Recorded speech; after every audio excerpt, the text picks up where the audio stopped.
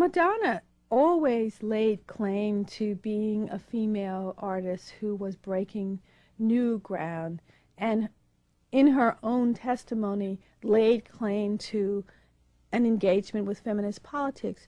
A lot of times people act as though feminists bring an unwarranted critique to Madonna, but I think Madonna received so much attention from feminists precisely because she positioned herself as a woman within the music industry who was going to break new ground and who was going to challenge the sexism of that industry.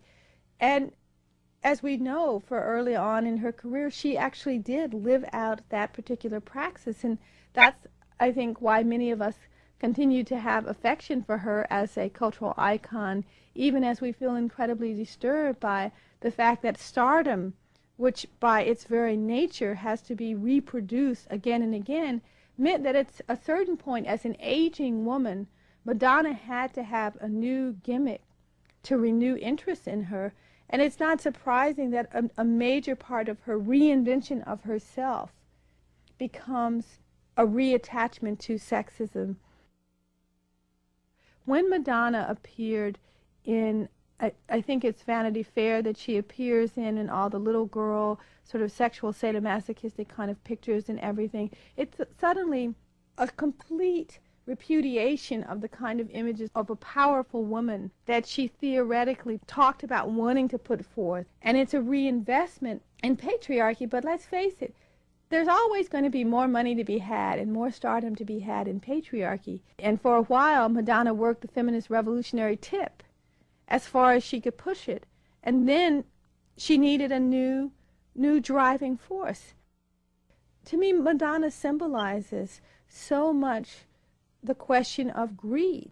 I think exactly like many rap musicians, I don't believe that in her, quote, real life, Madonna is committed to any of the sexist images that she's quite willing to reproduce for a profit. But in fact, she's willing to turn that particular trick in order to make more and more money, even though we all know this is an incredibly wealthy human being who theoretically should not have to debase and degrade her principles to earn money. But the reproduction of stardom says, I must earn more and more and more money. And it's interesting that not only does she come back to patriarchy, but she also comes back to white supremacy.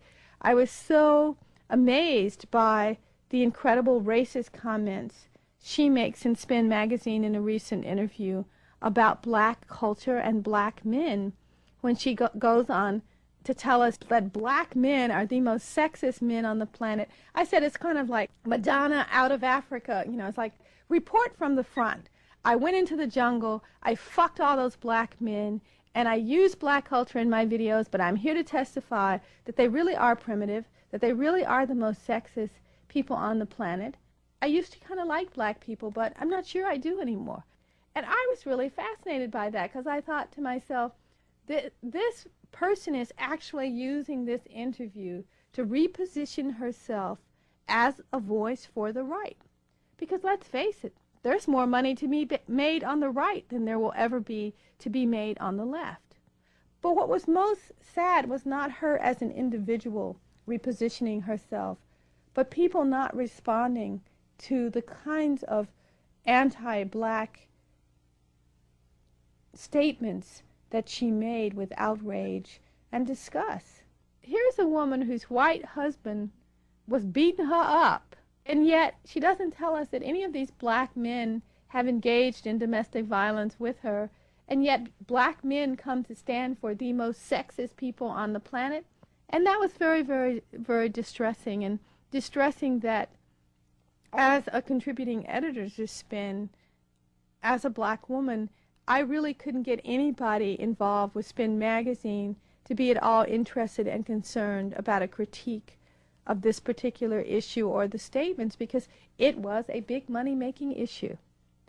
I mean, I just recently did a seminar at Sony Music where I sat on a panel with black male executives who said, and a female executive who said, race is not the issue. The only color that matters in this society is the color green, you know, the color of dollars. This is another American myth that people want to really believe right now that only dollars matter.